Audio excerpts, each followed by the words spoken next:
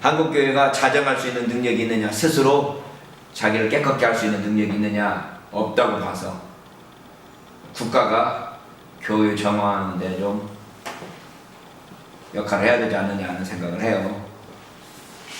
근데 안 믿는 사람이 하면은 교회 핍박한다고 난리칠 테니까 혹시 하나님께서 기회를 주시면 내가 국회의원 배지 달아가지고 교회 종교법을 만들어서 이 쓸데없는 것들 다 없애버리고, 잘못하는 놈들 다 쳐놓고 사형시킬 놈들 좀 사형시키고, 나 사형제도는 반대하는 사람입니다. 그냥 사형시킨다는 말뿐이지.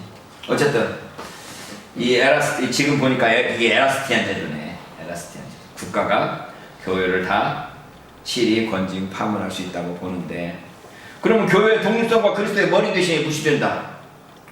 국가의 권위도 하나님께서 주셨다고 그랬으니까 교회가 미리 잘해야지. 예? 미리 잘해야지. 마지막 6번째, 무교회주의.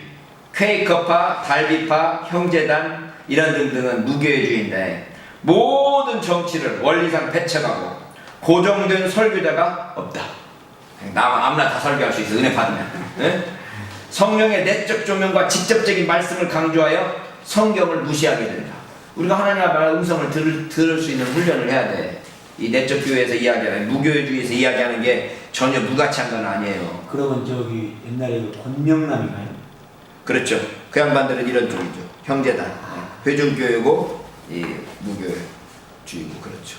그 양반 요즘 연락돼요? 전혀 연락 안 돼요? 그 양반들은 원래 회중교회 출신이기 때문에 회중교회로서 자기 교회들이 다 있죠. 몇백 명 모이는 교회예요. 몇백 명 모이는데 목사 안수를 허락을 안 하는데도 불구하고 공부하려고 신학교로 왔었던 거죠. 목사 안수를 아마 안 받았나? 그렇죠.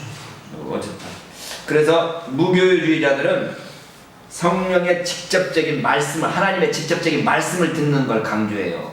물론 성경을 인정하고 성경을 읽죠. 그러나 성경보다 더 중요한 게 뭔가 하면 하나님께서 나에게 뭐라고 말씀하시는가. 그때 하나님께서 우리에게 성경을 통해서 말씀하시지만 우리에게 말씀하시는 방법이 몇 가지 있어요. 첫 번째가 뭔가 하면 양심을 통해서 말씀하세요. 양심. 그 다음에 내적 조명이라고 해서 우리의 마음을 통해서, 마음속에서 하나님께서 말씀하시는 음성을 들어야 된다. 그렇죠. 무교회주의자들, 그래서 이 하나님의 말씀을 묵상하고 그 묵상하는 중에 하나님께서 나에게 하시는 말씀이 뭔가를 들으려고 노력을 하죠. 우리는 기도하면 그냥 하나님 말씀 들을 기회가 어디서 그냥 내 이야기 열심히 하고 그냥 하나님 좀 말하려고 그러면 빨리 이제 끝나버리고 가버리잖아. 그러나 이 사람들은 하나님 말씀을 들으려고 항상 기도하고 묵상하고 또는 기다리고, 하나님 내가 이렇게 하고 싶은데 어떻게 할까요? 하나님께 기도하면서 지혜를 구하고, 그래서 하나님께로부터 직접적으로 말씀을 들으려고 노력들을 하죠. 성도들의 교제를 중심으로 하는 교회를 성립한다 그랬어요. 그래서 교황정치, 감독정치, 장로정치, 회중정치, 국가교회정치, 무교회정치, 이렇게 5가지, 6가지, 7가지 이렇게 나눠지는데, 우리는 장로정치다. 장로정치는 내각제하고 똑같은 정치다. 이런 정도를 기억해 놓으면 좋을 것 같아요. 자, 오늘날 우리들을 위한 정치 체계를 보면, 이게 이제 지금 어디서 뵙겠는 생각해보니까 이건 거시에서 뵙겠네. 이 에릭슨 거 뵙겠을 거야. 난관들이 뭐냐? 교회 정치 체계에 대한 교훈적인 자료가 부족하다. 성경에서 정확하게 이렇게 정치하라고 나와 있잖아. 교회 정치에 대한 단일 패턴이 없으므로 신약 성경의 증거로는 결론을 내릴 수가 없다. 이렇게 말하면 이 구절을 보면 교황 정치고, 이 구절을 보면 회중 정치고, 이 구절을 보면 장로 정치란 말이죠. 그래서 성경을 근거로 해서 정치적인 어떤 체계를 주장하기는 좀 어렵다, 이런 이야기인 거죠. 정치 체계의 설립을 위한 2가지 질문은 뭐냐? 신약 성경 시대의 교회 정치가 어떤 방법을, 어떤 방향으로 움직여갔는가? 이 교회라는 게 역사 속에서 발전했기 때문에 교회 내에서 어떤 방향으로 갔는가? 라는 걸 봐야 된다는 거죠. 그래서 성경적이라고 그러지만 성경이 거기에 머무르지 않고 점점 발전해 갔다고. 그러면 성경이 어느 방향으로 발전해 갔는가를 봐야죠. 제가 여기 와서 맨 처음에 강의했던 게 초대교회가 네 가지 방면이 있었다고 그랬죠. 묵시적 기독교. 기억나요? 제도적 기독교. 기억나나? 기억나요? 또 헬라적 기독교. 유대적 기독교. 그래서 이 교회가 이쪽 각 방면으로 뻗어 나가는데 이쪽으로 묵시적 기독교에서 한계를 정하고 헬라적 기독교도 한계를 정하고 유대적 기독교도 한계를 정했는데 어느 방향만 한계를 안 정했어? 제도적 기독교는 계속해서 뻗어나가고 어디로 가? 천주교로 간단 말이죠. 천주교 교황으로 간단 말이죠. 사실은 이것도 어느 정도 선을 막아야 되는데 이게 어쨌든 계속해서 교회가 정체에 있는 게 아니라 이게 변화되고 성장해 가니까 그 변화되고 성장해 가는 과정에서 교회가 어느 방향으로 갔는가를 좀 봄으로써 교회 정치를 우리가 찾아볼 수 있다는 거지. 그래서 여자들과 노예들의 상황을 개선하려는 움직임이 있었다. 그 당시는 어땠는데 여자들은 숫자도 안 쳤더나. 근데 여자들을 어쨌든 여자들의 상황들을 개선하려는 움직임이 있었고 교회 정치에 관한 어떤 움직임에 대한 암시도 발견할 수가 없다. 그러니까 어떻게 해야 될까? 교회 정치를 해야만 하는 이유가 뭐냐? 질서가 있어야 되니까. 교회가 질서가 있어야 되니까. 많이 제사장들, 모든 사람들이 다 제사장이니까. 각 사람이 전체 몸에 중요하다는 거고 모임 내에서 의견 일치가 중요해서 정치가 필요하다는 거죠. 그래서 정치 체계를 서로 비교해 보면 감독제도, 군주제도의 왕정이란 말이지. 또는 대통령제도라고 할 수 있어요. 장로교는 대의적 민주정치, 간접민주주의예요. 효중정치는 직접적 민주정치다. 이렇게 말해요. 자, 그래서 개혁파는 어떤 근본 정치 원리가 있느냐? 그러면 개혁파 정치의 근본 원리는 그리스도는 교회의 머리요 모든 권위의 원천이다. 그래서 교회를 통치하는 왕으로서의 그리스도, 교회의 생명 원리는 성령이다. 교회 직원의 권위는 봉사하는 권위다. 그러니까 왕 노릇한다. 그럴 때 다스리는 왕이 아니라 무슨 왕? 섬기는 왕. 이 요한계시록 20장에 나와는 1000년 동안 왕 노릇하리라. 그러니까 1000년 동안 왕 노릇해갖고 권세 부귀 누리는 걸로 착각하는데 성경에서 말하는 왕 노릇은 뭐고 하면 예수님께서 이 땅에 와서 섬겼던 그 섬김의 길을 가는 왕 노릇이다. 너희는 누구든지 지도자가 되려고 하지 마라. 너희는 누구든지 선생 되려고 하지 마라. 주님께서 하시는 그 말씀이 요한계시록의 20장의 천년왕국에서 1000년 동안 왕 노릇하리라는 것하고 연결되면 교회의 권위는 무슨 권위? 봉사하는 권위다. 봉사하는 권위. 그리고 그리스도는 말씀을 수단으로 하여 권위를 행사한다. 주님께서 권위를 행사하는 방법이 뭐예요? 말씀을 통해서요. 왕이신 그리스도는 교회에 권위를 주셨다. 교회 직원은 교회에서 선투를 주지만 권위는 그리스도로부터 온다. 교회 직원에게 주는 권세는 신령한 권세, 봉사하는 권세. 이 봉사하는 권세를 지금 계속 강조하네요. 영적인 권세고 봉사하는 권세야.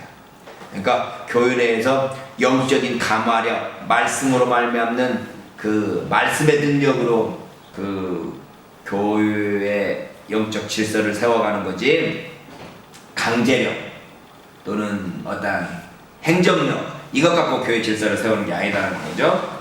다스리는 권세에 기본적으로 지교회에 있다. 그래서 기본적으로 있는 권세는 치리권, 치료할 수 있는 권한, 재산권, 진로 결정권. 진로 결정권이라고 뭐예요? 어느 교파로, 어느 교단으로 갈 건가? 이거에 대한 진로 결정권을 얻어가져요. 교회가 가진다는 거죠. 그럼 교회 직원은 어떤 직원들이 있느냐? 비상직원과 통상직원이 있어요. 비상직원은 뭔가 하면 임시직원으로 신약성경의 종결되고 사도적 선포만 계속된다. 그러니까 신약시대에만 신약성경 시대에만 있던 직분은 비상직원이고 항존직은 뭐냐? 계속적으로 있는 직분이다. 그러면 신약성경에만 있던 직분이 뭐냐? 사도, 선지자, 전도자라고 말하는데 지금은 선지자 없나? 지금은 전도자 없나?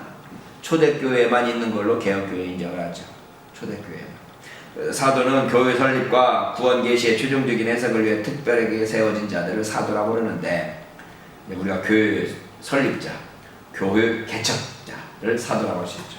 두 번째 선지자, 구원 계시를 받아 전달하는 역할을 하였지만 사도들이 그러한 임무도 수행하였기 때문에 그 역할이 축소되었다. 하나님의 계시를 전달해주는 역할. 세 번째 전도자, 빌립마가 디도 디모데 등과 같이 사도들을 돕는 자로서 사도들로부터 파견되어 권징을 시행하였다. 이 전도자. 이런 사람들이 다 초대교회에 있었던 직원이지만 지금도 있느냐? 사도로부터 직접 받은 사람들이 없으니까 지금은 없다고 보는 거죠. 우리 개혁파에서는 이런 비상 직원은 지금은 성경 시대에만 있었지 지금은 없다고 봐요. 그러면 지금 있는 직원들은 뭐냐? 장로, 교사, 집사. 진리를 변호하고 확증하는 직분이 교사고, 집사는 재산관리와 구제를 위한 직분이 집사다. 그래서 물질 생활의 평준화를 위해서, 최저 수준 생활 유지를 위해서 공손히 생활이 되도록 은밀하게 행해야 된다. 이 교회에서 구제할 때 막 떠버리면서 하지 마라. 그런 거죠. 떠버리면서 하지 마라. 제가 옛날에 있던 교회에서 장학금을 주는데 교회 전체 앞에서 장학금을 전달합니다. 이 학생은 집안이 어떡하고 가난하고 힘듦으로 우리 교회에서 장학금을 줍니다. 얼마나 쪽팔리겠어. 그렇게 강한 장학금을 주는 게 아니라 은밀하게, 꼭 필요한 사람한테 은밀하게 개인적으로 줘야죠. 생활이 되도록 취득만큼 주면서 10만원, 5만원씩 주면서 우리 교회에서 구제합니다. 생활이 되도록 확실하게 생활 보장을 하면서 공손하게 해야 돼요. 공손하게. 이 구제하는 방법을 모르고 왼손이 하는 걸 오른손한테 알리고 왼손이 하는 걸 옆에 사람한테 알려야 뭐랄까 되는 걸로 알고 있지만 공손하게 생활이 되도록 은밀하게 해야 돼요. 구제는. 그래서 특별히 구제하는 사람은 구제를 누가 받는지 그걸 교회가 전체가 알 필요가 없어요. 누가 알면 돼? 집사하고 누가? 목사님 알면 되는 거예요. 목사님들이 또 11조 헌금을 누가 얼마 하는지를 모르는 게 좋죠. 그럴 자신 있으면 알아도 되지만 11조 100만원 하는 사람하고 11조 10만원 하는 사람하고 내가 다 알아. 알으면 목사가 태도가 어떨까? 목사님은 그러지 않습니다. 100만원 하든 10만원 하든 만원을 하든 11조 한 사람은 다 귀중하게 여깁니다. 그럼 100만원 한 사람이 교회를 떠날 때 하고 만원짜리 11조 하던 사람이 교회를 떠날 때 목사가 어떤 게 더 안타까울까? 그런 점에서 목사는 교인들이 11조 누가 얼마 한다 그렇게 자세히 알 필요가 없어요. 그냥 다 똑같이 살아갈 수 있도록 또 다 같이 관심을 가질 수 있도록 아니면 나처럼 다 같이 무관심할 수 있도록 해야지. 누가 저 양반 11조 많이 하는데 저 양반 우리 교회 떠나면 어떡하나 이게 돼버리면 그 사람의 종이 되는 거죠. 어쨌든 그래서 비상직원과 통상직원으로 나눠진다. 사도의 자격과 임무, 이제 비상직원 중에 대해 사도를 보는 거죠. 사도를 보면 그리스도의 직접적인 소명과 사명을 받은 자로서 누구로부터 소명을 받았어요? 그리스도로부터 직접적으로 받았어. 우리는 여러분과 저는 하나님으로부터 직접 소명을 받았나요? 간접적으로 받았나요? 우리는 누구를 통해서 받았어. 그렇죠? 우리가 하나님부터 직접 받지 않았잖아. 직접 받은 사람이 누구예요? 사도라. 사도들은 하는 일은 뭐예요? 복음 전파와 교회를 설립하기 위해서 그리스도의 직접적인 소명과 사명을 받은 자가 사도라. 사도행전 1장에 보면 여기에 또 한 가지의 자격이 부여지는데 또 한 가지가 뭐예요? 부활의 목격자가 되어야 된다 라고 하는 거죠.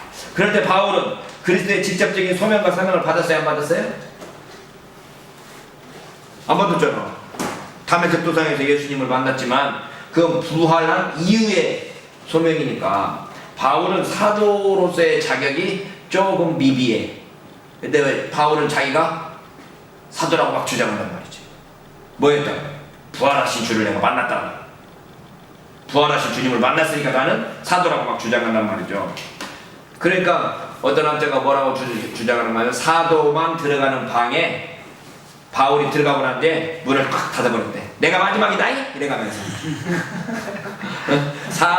사도들만 들어가는 방에 바울이 얼른 들어가고 문을 탁 닫으면서 이게 마지막 사도다, 부활의 증인이다 라고 말했다는 거죠. 어쨌든 사도는 주님으로부터 직접적인 소명을 받고 사명을 받은 자로서 복음 전파와 교회 설립을 위해서 사명을 받아서 부활의 증인이고, 계시의 기관으로서 구원 사건을 해석하고 교회의 설립자다. 요한복음에 보면 성령과 바로 너희들이 나에 대해서 증거해야 된다 이렇게 말하죠. 성령과 사도들이 바로 주님을 증명해야 된다라고 하는 거예요.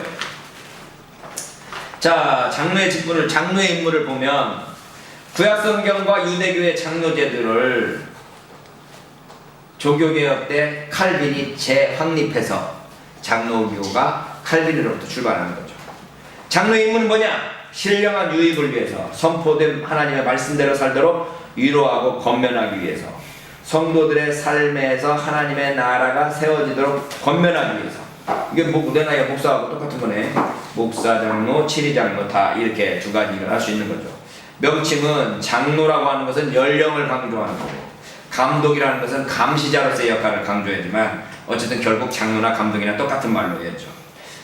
두 종류의 장로가 있는데 강도 장로가 있어요. 강도들이지. 네, 목사들이 그래서 주로 강도들이야. 이 치리 장로가 있어요.